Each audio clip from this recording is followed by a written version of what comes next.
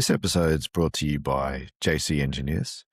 With town planners, engineers, project managers, and building professionals, they provide practical common sense solutions to any project. Visit them at www.jcengineers.com.au. Welcome back to another episode of So What Does That Mean? Today's episode is You Should Have Known.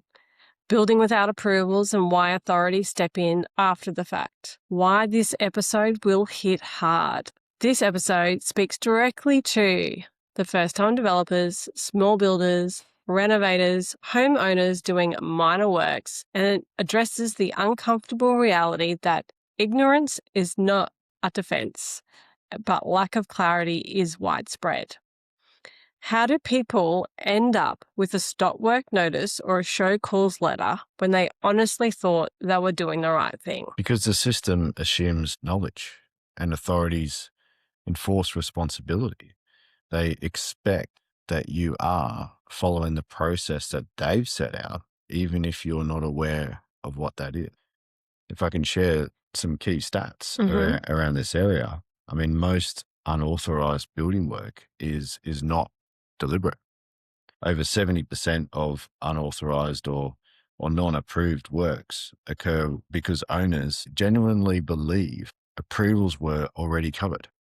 Assumptions, builder comments, or that's how it's always done are the real culprits. Retrospective approvals fail more often than people expect. Between 30 to 50% of retrospective approval applications are refused or heavily conditioned. Once the work is built, your leverage is gone. Councils don't need a complaint to act. Local authorities can issue show cause notices without a neighbour complaint. They look at aerial imagery. They can throw the drone up and have a little look around. Infrastructure upgrades can trigger things.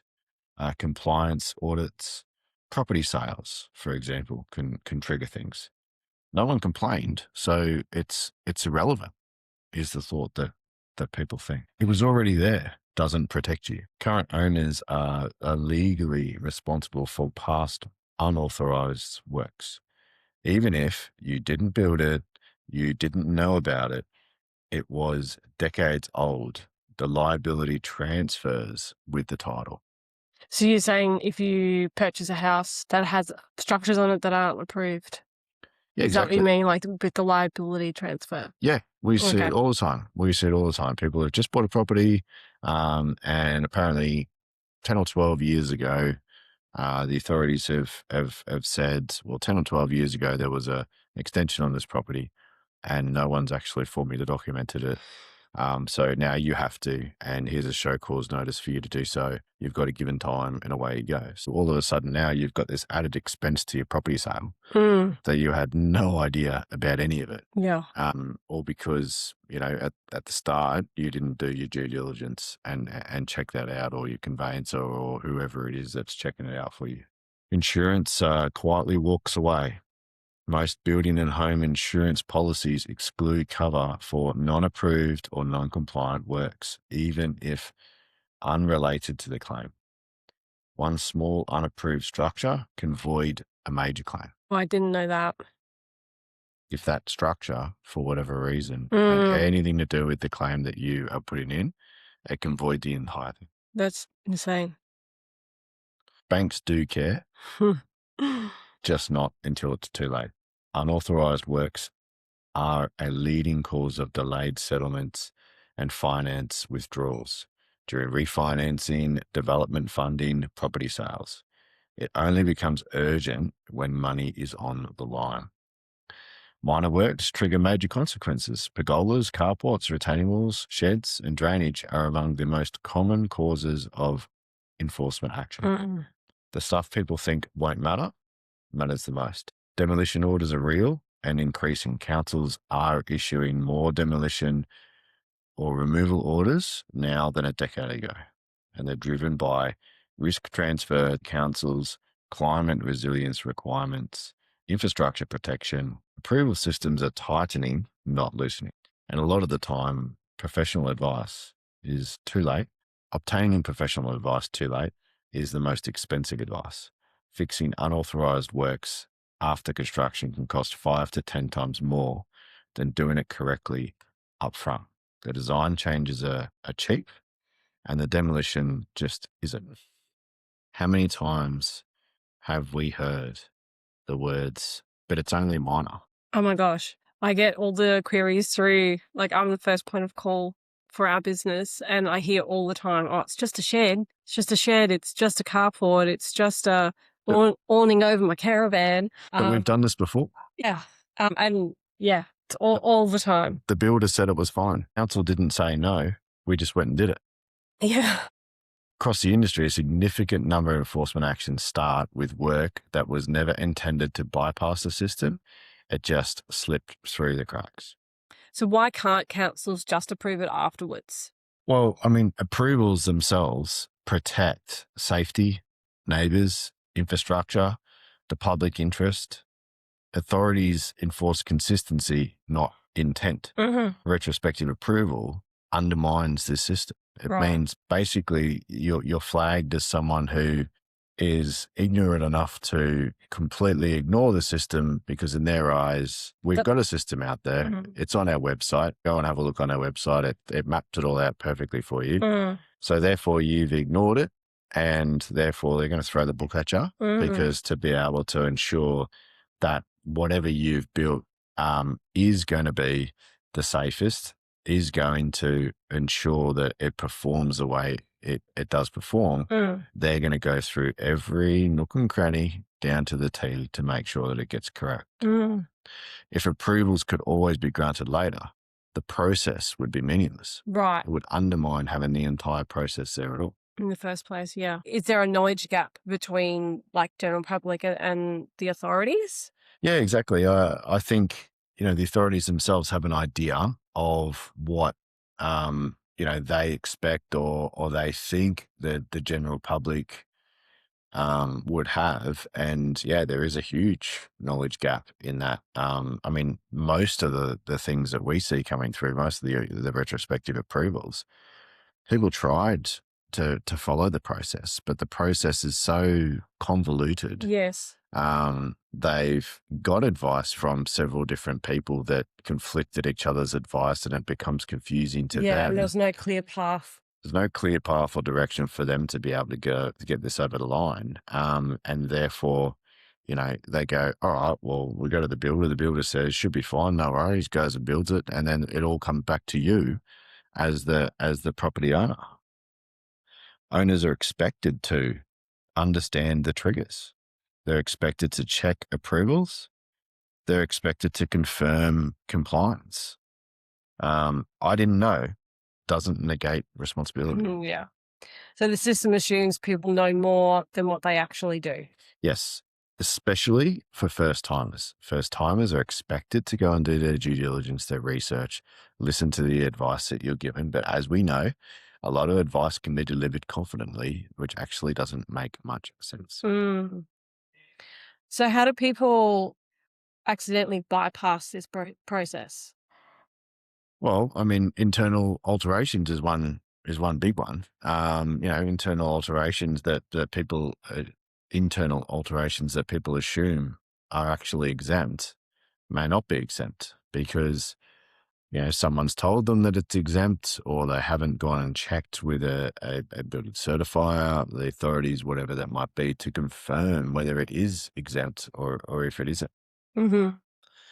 Services may have been relocated without actually getting them signed off. So, if you're on site, you're doing some work, you conflict with a stormwater pipe, your contractor or someone might move the pipe or whatever to avoid whatever it is that you're actually doing. And they may not actually get the new service or the relocated service actually signed off by the appropriate person. And therefore it's deemed to, have to go and get a retrospective approval. Drainage changes, fire access changes, temporary works that actually become permanent because while it's a temporary fix or a temporary, you know, Good old shipping container on the property. yeah, it's something temporary to be able to do it now or solve the problem now actually becomes permanent. So in that case, when it switches over to that state, you then got a whole bunch of different requirements. So therefore, it's now required to get a retrospective approval. Right. And so which of these catches people out the most, do you think? I think complaints is a big one. Like, not, it doesn't have to trigger it, but I think complaints is always Is a one major one. yeah, that comes through. Be nice to your neighbours, guys. Get along with your neighbours. Before you go to build that shed without the design plans and without the proper approvals, just go and throw a few snags on the barbie and a couple of stubbies and make sure that they're okay with it. Inspections and getting the actual relative inspections and the required inspections done. So, connecting to a sewer manhole, for example. It's deemed to be live works. If it is deemed to be live works, get the inspectors out there to actually go and have a look. Concrete pre-pours, get the engineers out there to do it. If you don't think it's needed, get it anyway. Yeah. You've got the documents there. Because, if you don't do that, with your concrete, like, we then have to get concrete scanners in, and with, it's how do you measure reinforcement depth and cover when it's already concreted in? And you've got an added expense on that. Like, authorities are able to, they're well within your rights to tell you to jackhammer it out and remove it. Yes. 9 times out of 10 they don't do that because we come to some sort of a compromise to be able to sort that out. Yeah. But it's something that's unavoidable. Yeah, for sure. Stop work notices. I think once somebody's, authorities found out, they come in, they give you a stop work notice. It can be surprising. Either the stop work notices are written, as well as show cause letters, like they're written in a way to ensure enforcement. So they generally heighten some anxieties and some stress. And then also requests for justifications, like, say you get a complaint, councils may have an actual complaint that comes through. They might come and investigate it. Then they might just ask you to provide some further information on a particular structure or a particular item.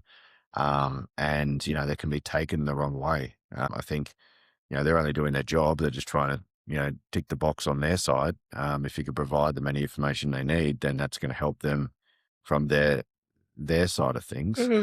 But, they're just asking for that further justification. Enforcement usually isn't sudden. It's triggered. Right. So does this mean we're doomed? Many situations are recoverable. I think what you've got to realize is you've got to think of the outcomes. The outcomes will depend on timing, cooperation, documentation, and the intent itself. Most authorities will go, okay, well, generally that was a mistake, or generally something happened. If you take a calm approach and you go, yep, hands up, I stuffed up, sorry about that. How do we fix it from here? It's in their best interest as well as your best interest to come to a compromise to be able to resolve the matter at hand, than it is to be able to do any sort of enforcement or to not get it rectified itself. Yeah. Most authorities actually want to comply. They don't want to actually enforce punishment. Right. But it's generally when you're enforcing something on somebody, you tend to get their back up a little bit. Right. And what do you think people should not do in these situations? Ignoring correspondence. Just because somebody sent you a letter and you don't like it doesn't mean that you can just ignore it, or an email or a phone call.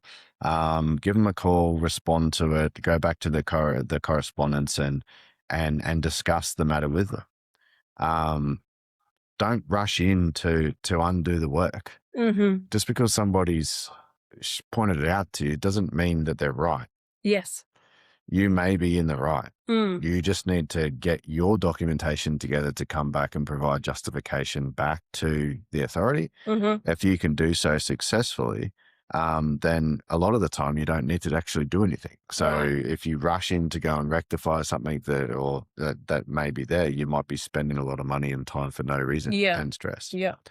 Arguing the intent instead of the process. Mm-hmm. Yeah, I think that's pretty clear. We don't want to really get into too many arguments with people who will have the upper hand on the Yes. compliance side. Absolutely. Um, and then doubling down without advice. Get professional advice. Mm. Actually know what you're talking about. Get somebody who can represent you to talk to the authorities. Yeah. And they'll help you through the situation. Mm-hmm. So panicking actually makes the situation worse. Yes. As with most cases, if you get into a panic in our industry, you will make the situation worse. Right. Um, what actually helps if you're already in this situation? Are some clear practical steps for someone to follow to get themselves out of this little hole they've dug? Yeah, look, I think stop and understand the issue. Mm-hmm. What's the issue? So stop working and just figure out what is going on here. How do we end up here? Mm-hmm. Let's figure that out. Get everything together on your side, ask your consultants, ask your builders, ask everyone who's involved in the process, Mm-hmm. and actually understand what the issue is. Mm-hmm. Clarify what approvals were actually required. They might Mm-hmm. require a meeting with the governing authority, might require a phone call, whatever it is. You just want to ask them. You just want to say, well, what's actually required? What do I need to put in place to be able to get this over the line? Mm-hmm. And then identify what can be regularized.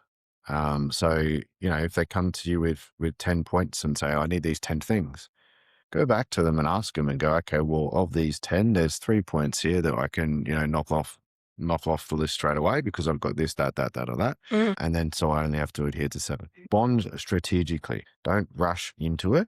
Make sure that you've thought about what your response is. Make sure that it's coming with good advice. Mm-hmm. And you do have the right form of communication with the right tone, and you're actually talking to them in a respectful way. Right. Yeah. The goal is to regain control. It's not to defend your pride. Mm. Absolutely. So what are some practical takeaways that you could give everyone? If work feels too small to matter, check it anyway. Yeah, that's a good one. Never assume silence equals approval. No, silence is never good. Silence is never good. Get onto it, understand what's going on. And yeah, before you actually end up committing to actually rectifying anything or any works that you're planning on doing, make sure that you understand the process. Yeah. Make sure that you've had your advice. Make sure that people have explained the process to you, and you understand what's happening before you commit. Absolutely. So the safest move isn't building faster, it's understanding first. Thanks again for tuning in to another episode of So What Does That Mean? Most approval problems don't come from bad intent, they come from assumptions. And assumptions are what authorities enforce against. Thanks for listening to this episode of So What Does That Mean? Make sure you follow us on Spotify and all of our socials.